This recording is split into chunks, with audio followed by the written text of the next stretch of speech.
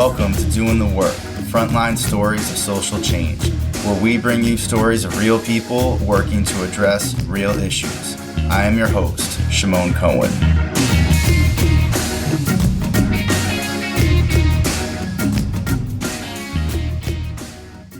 Thank you to FIU's Disability Resource Center for providing transcription services. In this episode, I talk with T. Marie King and Abigail Schneider of the Jefferson County Memorial Project, JCMP, in Birmingham, Alabama. T. Marie is a community activist, organizer, and JCMP Core Coalition member. Abigail is the JCMP project director. They explain that JCMP came together to answer the call from the Equal Justice Initiative for the 800 counties across the United States with documented lynchings to retrieve their monument from the National Memorial for Peace and Justice and place it in their county.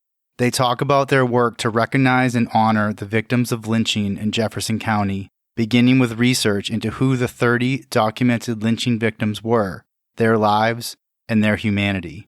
T. Marie tells the story of her great-uncle Ed Bracey, who was murdered by a racist white mob in 1935 for organizing sharecroppers. They also discuss their educational outreach and advocacy work for racial justice, as well as how they got into this work. I hope this conversation inspires you to action. T. Marie and Abigail, thank you both so much for coming on the podcast. I'm really honored to have you on here and talk about such an important topic that often isn't discussed. So, to get things started, I was hoping you could talk about what led you to do this work. Well, I can start. This is T. Marie.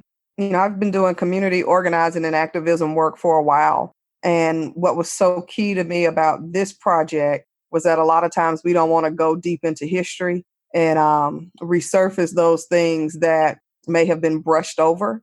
And with the, coming online of the, Equal Justice Initiative and the Legacy Museum, I thought it was something worth being a part of to kind of push people towards having those difficult conversations, but also hopefully creating opportunities for people to find their way to healing if that's what they needed. And for me, I think the United States generally has done a massive disservice to our country with the ways in which we have repressed and rewritten and erased large parts of our history.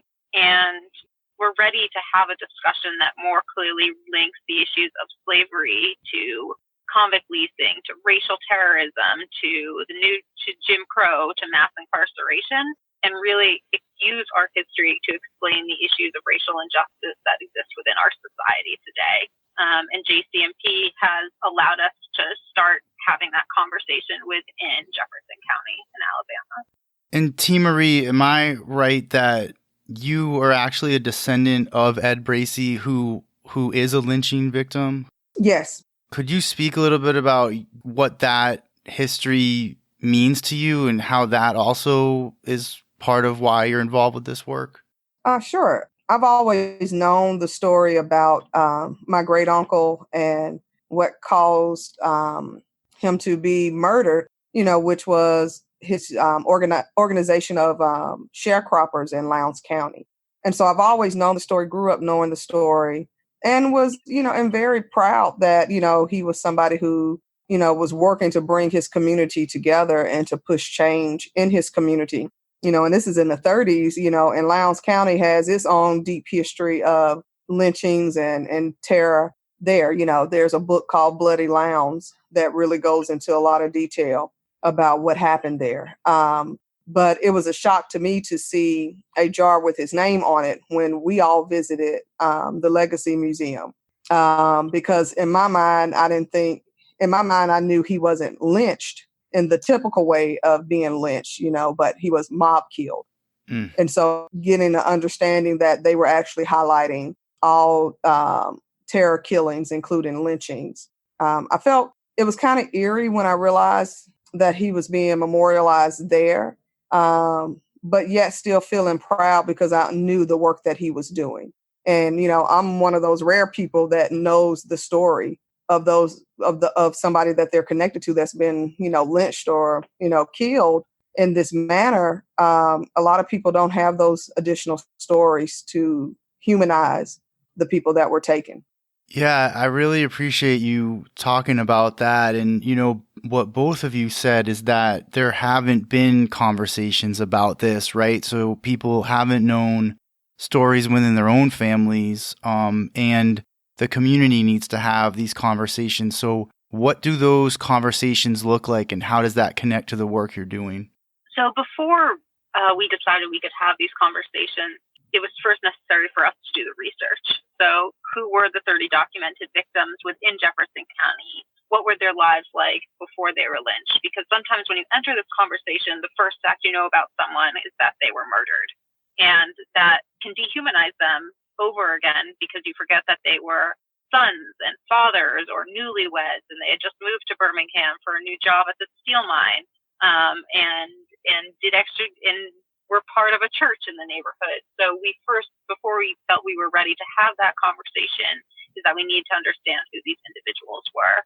So we created this fellowship called the Jefferson County Memorial Project Fellows, which took college students from all parts of Jefferson County and all different majors and backgrounds, and gave them the tools to do that research for us to better understand who these individuals were. And we published that report last February in 2018. And now that we have this research and understanding about who these men and women were, we've now been using that to start these conversations through educating the public. And T. Marie leads the majority of that public education for this county. So I'm going to let her discuss ways in which we use different mediums and models to enter this conversation. Yeah, absolutely. So we wanted to give people entry points to the conversation. We didn't want people to feel like we were forcing or throwing them in the deep end to really dig deep into talking about lynching, but we wanted to give them access points. So for public education, we've done a movie screening. We screened the film Slavery by Another Name to kind of give voice and information to convict leasing and how slavery evolved into convict leasing. We had a countywide book discussion where we picked a few books, and we asked community members, get with your peers and choose a book and read the book together and discuss it. We also had a public forum where we looked at mass incarceration and the criminal justice system. But what was unique about that conversation was it wasn't just people who haven't experienced these things talking about it. We actually had people on the panel who had actually spent time in prison and were now out.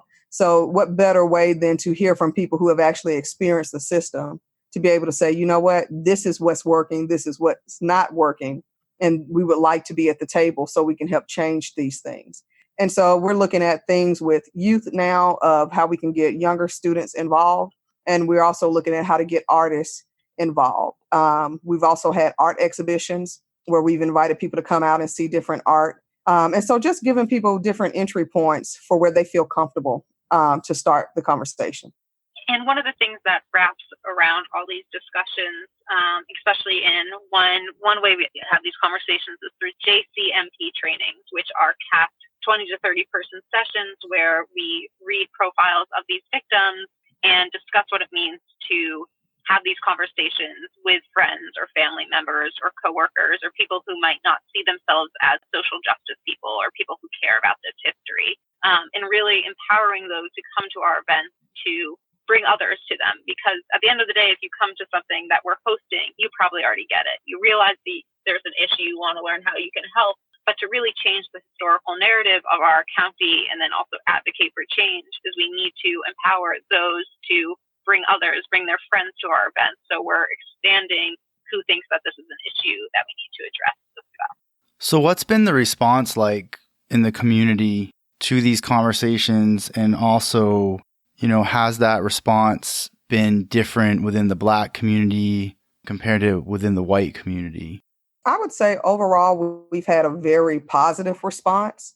I have had people within the Black community that are older that would probably feel a different attachment to this history than, somebody my age or younger that have asked, why are we bringing this back up? Why are we having these conversations? But I understand trauma and that, some people, how they experience certain things, they may have seen, some of these behaviors. So it's going to hit them differently. My charge is always, we want to unmask this, uncover it, and be honest about where we are in society, but what led us to this place. And the only way we can get to that is by being truthful about all the things that have taken place in society. And so I normally have that conversation, and people either they agree or they don't. But I think we have definitely maintained the respect of community members, even if they don't necessarily want to be up close on it. And the thing I'd add to that from sort of some parts of the white community, definitely, especially because we are in Birmingham and they see Atlanta and they say Atlanta's the city that's too busy to hate, which is clearly problematic and false. Or they see Nashville, the music city, and they say, why does Birmingham have to continually be tied to its past again? Why can't we move on? And our response to that is that historically, Birmingham has been the national leader in these discussions around racial injustice. And these are pressing issues that affect our society today. So we see this as a necessary conversation that needs to happen in the present to change our future as well.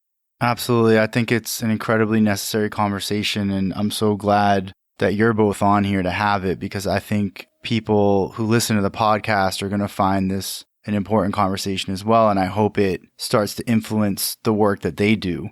Absolutely. Absolutely. So, you talked about, I know we're going to talk some more about the work you do, but a couple things that you brought up got me thinking about the healing aspect to this work and the trauma that people have experienced, not just people who witnessed these events, these murders, this racial terror and violence, but the generational impact of this. And you're talking also about mass incarceration, and there's generational impacts to that as well. So could you talk about the healing aspect of this and how like the justice part of it and the healing kind of work together? Absolutely. One of the things we wanted to be sensitive about was that you can't force anybody to want to heal, to want to forgive, or to even try to place people in that position of you have to, it's time to move forward.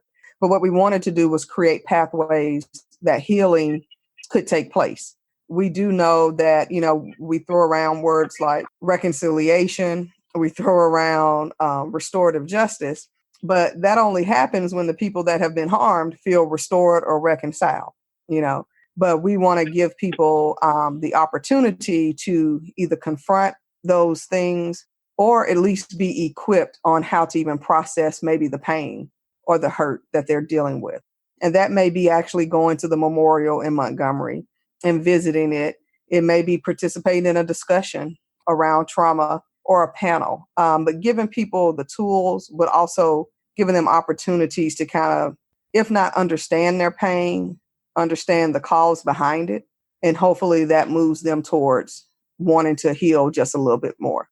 Yeah, something I wrote down as you were speaking is, can there be healing without justice?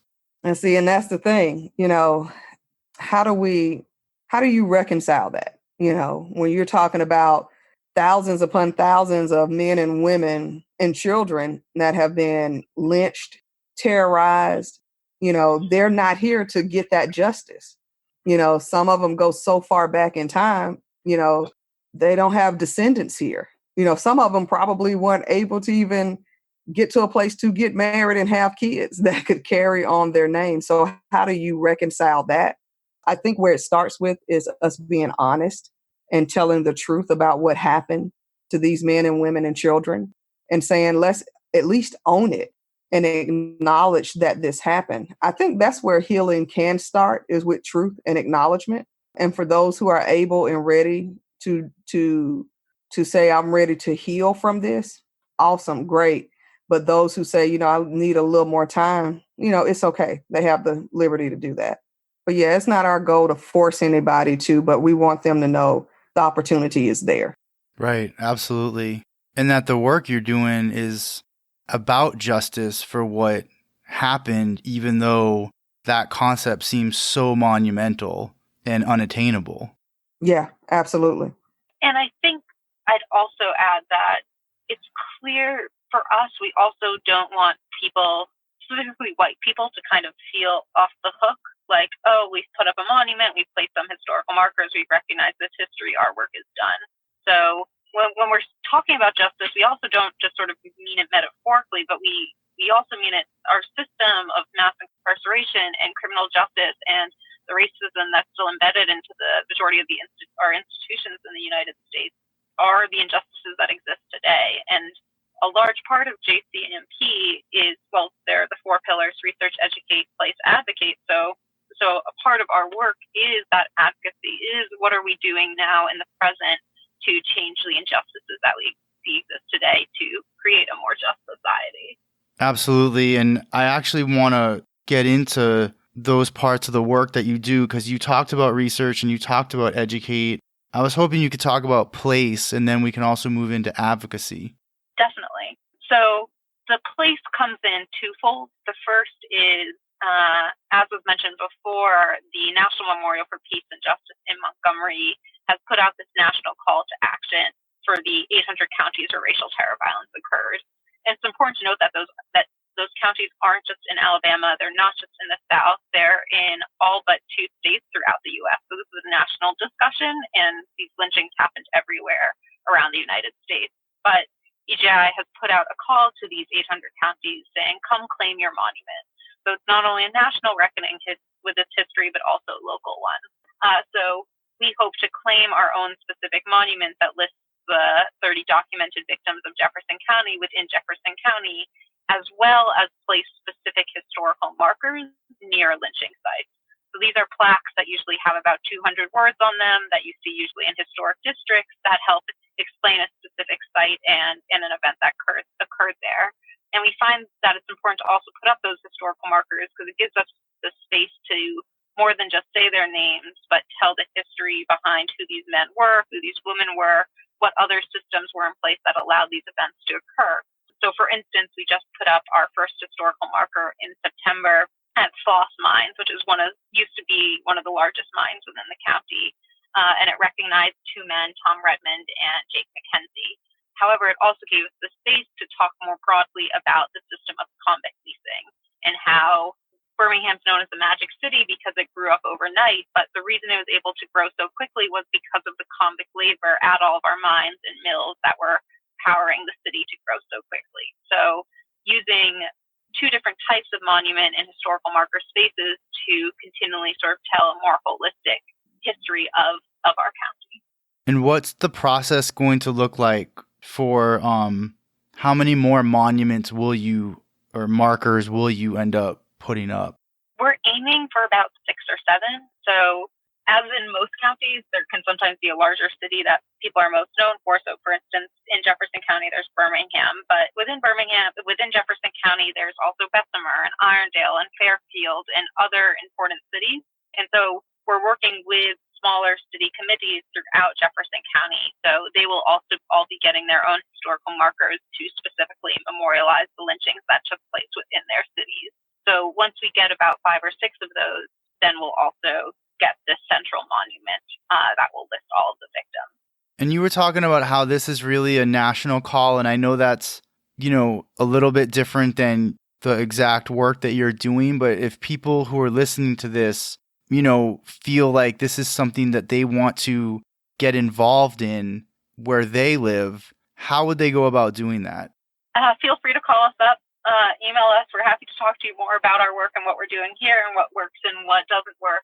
And then we'd also say reach out to the Equal Justice Initiative. They have plenty of resources too. They've been a partner for us as we've grown our own coalition, and they'll have more information specifically about retrieving your own monument and learning more about the specific acts of racial terror that occurred within your county or state. And I'll put in the show notes, I'll put contact information for you and for Equal Justice Initiative so that listeners can have access to that right there. Awesome. Good. Thank you.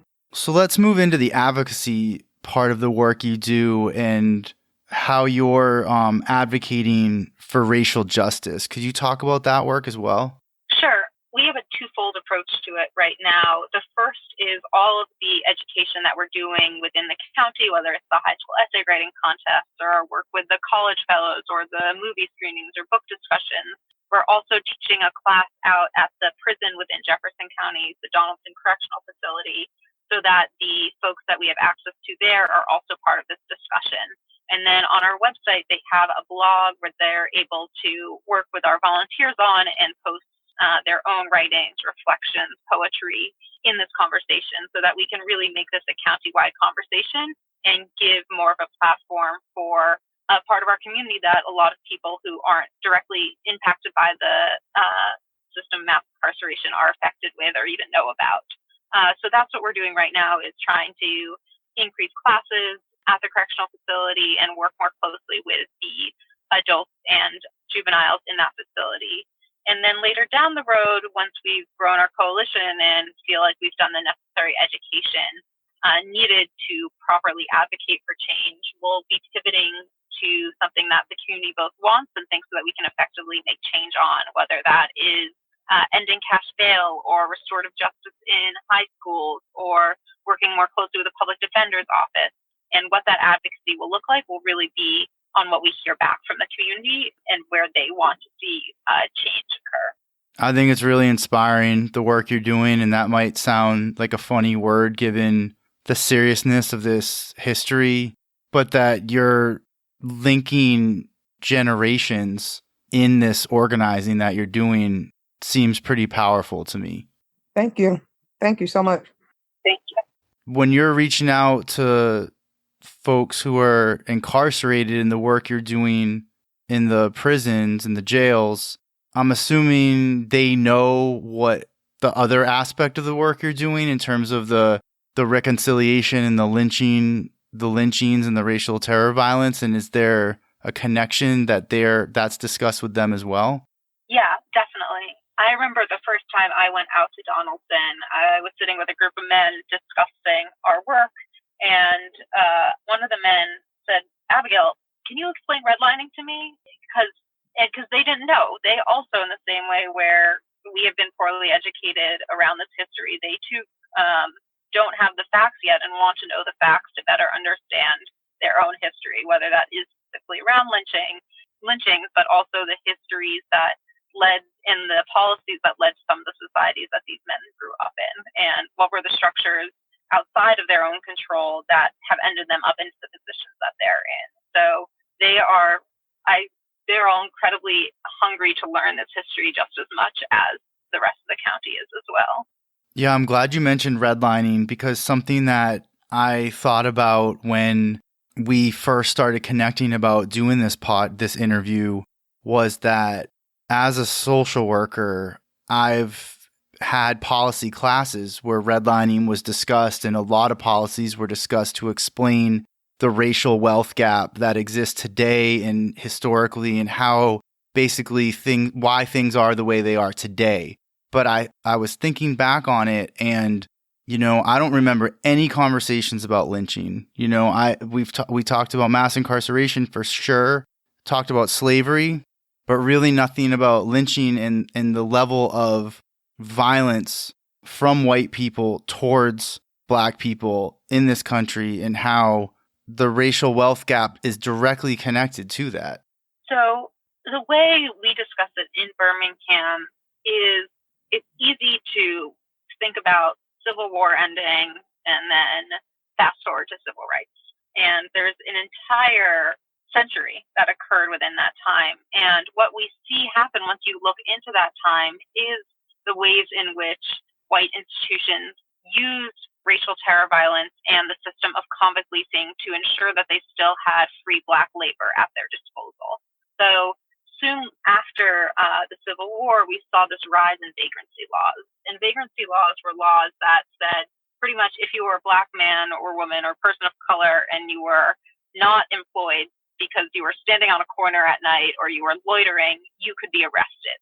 And then once you were arrested, the sheriffs of a town would then sell you to the mines, to the farms, to the mills, to then work as free labor for these large corporations again. And to keep this system in place, that's when you saw the rise of racial terror, where white mobs and groups of people or individuals would indiscriminately kill Black men and women to stop any social, economic, or civil rights or mobility to occur. and they were usually done publicly. So it's not only the individual and the family that was hurt, but you have these events happening on main streets and public squares and on Saturday nights with crowds of 100 or more individuals there watching these events occur. And it's easy to skip over this past because you want to just think about progress in one direction, and the issues of racial terror and convict leasing very much stop that narrative from being told. So as we think through JCMP, it's really necessary that we don't skip over this century and put it back into how we think about our history.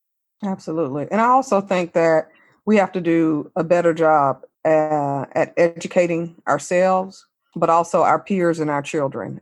Earlier this week, I was actually on a panel about redlining, and we were discussing what redlining did in Birmingham specifically. And somebody asked during the Q&A, well, they're not teaching this in schools. What do we tell our kids? And I'm like, there is a level of responsibility that I think our educational system plays, but we have to be responsible to make sure our young people and our peers and ourselves are educated on our full history, not just the things that make us look good and makes America this, the place that everybody wants to come to. But no, we have to be honest about the bad parts, those shadows in history that we want to keep those truths in the shadow. So I think us educating not only ourselves and becoming, enlightened on different things that we may not have been aware of, but educating our friends and family and making sure our kids understand that this was a part of history. It was not right, but you need to know that this happened so that it's not repeated. Yeah, absolutely. I'm Jewish, and the way I grew up was constant stories of the Holocaust, right? Like, like from when I was a little kid, and older folks who were survivors. One of my pediatrician was a concentration camp survivor, and that education didn't really happen in our schools, but it happened a lot like in our community, right? And it was always like, we need to know this so it never happens again, right? Never again is like the refrain from that, and that's what we need for this history, right? We need that, like, never again. And but this violence is still happening, today, to this day, right? There was just a recent murder of a Tatiana Jefferson, a black woman by a white police officer, and and then of course the case where the white police officer goes into the wrong home, thinks it's her apartment, and kills both John, a black man, in his own home, and I think it's absolutely essential we have these conversations, as painful as they are. Absolutely. And we really have to challenge that. I'm glad you brought up, your piece of your story, because I think all of us are taught to look at the Holocaust as something that we never let happen again. I remember hearing stories, coming up of, we don't want this ever to be repeated.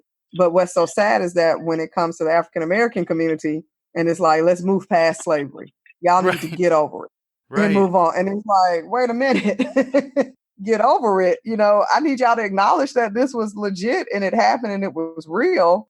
And it's not that you got a bunch of lazy people. It's that there was a system created to oppress a group of people.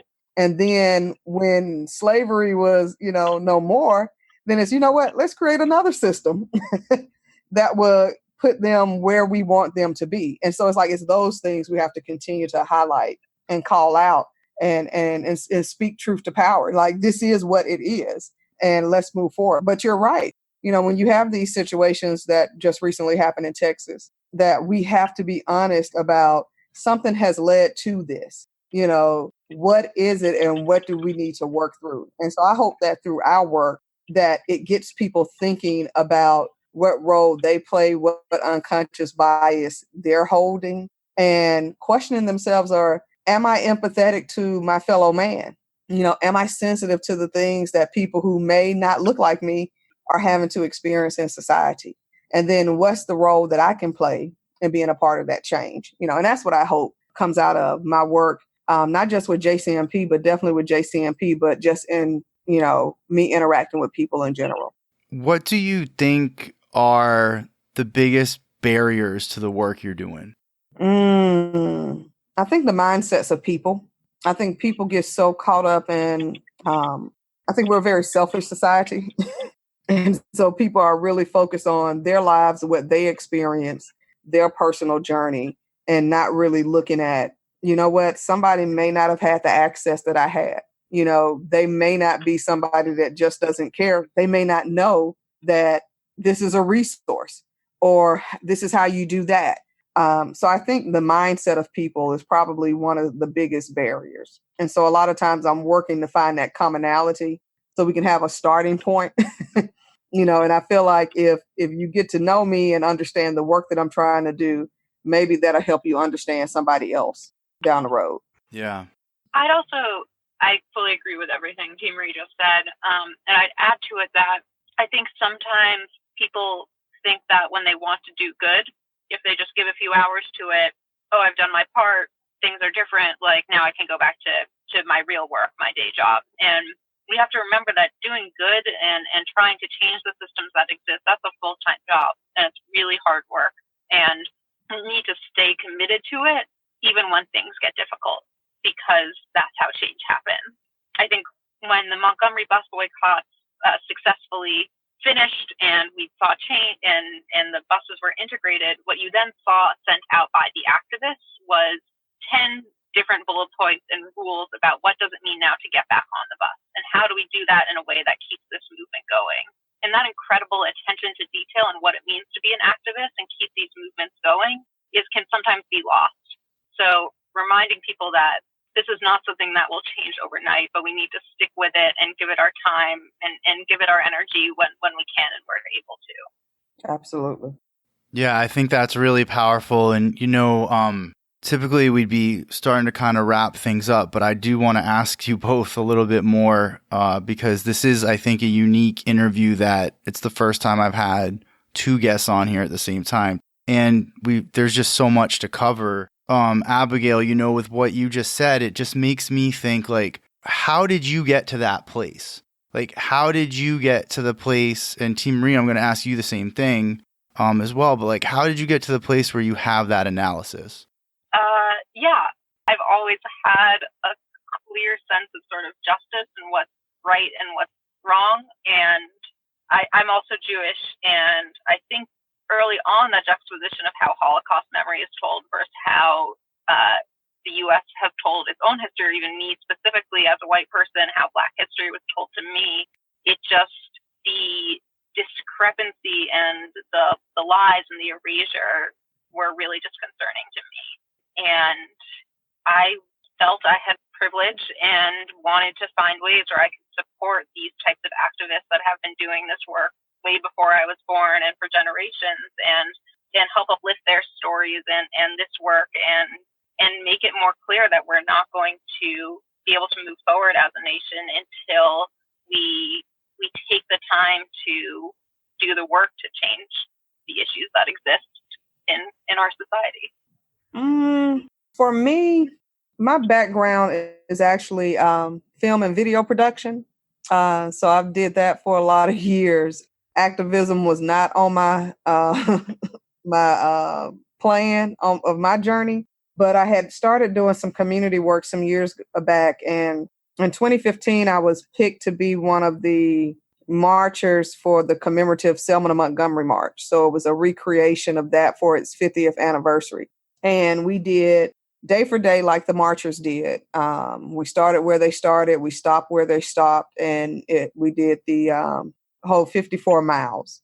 And on that time, during that week, I met so many amazing people from across the U.S., but I met so many foot soldiers that participated in the march, the original march.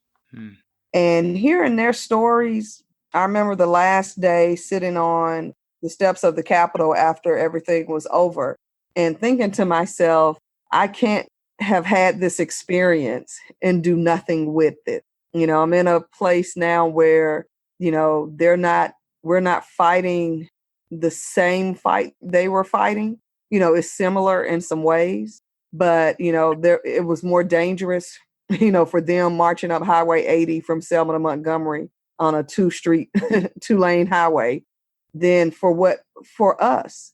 And after that experience, I just could not do anything with it. And so that kind of really helped focus my work and looking at how could I work to bring people together to experience the compassion and love that I felt on that march.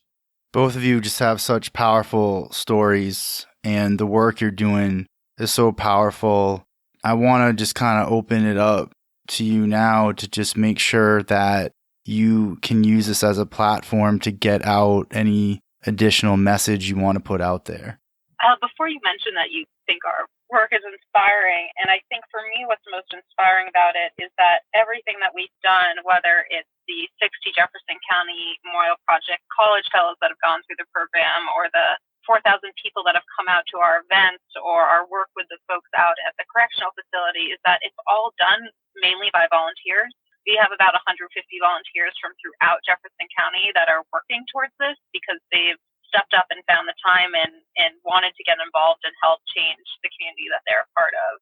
And it's been really remarkable through our volunteers and through the 40 community partners that we have, the ways in which we've seen this community coalesce around this work. So it's really beautiful to see people give their time to this painful and evil history. I agree with Abigail.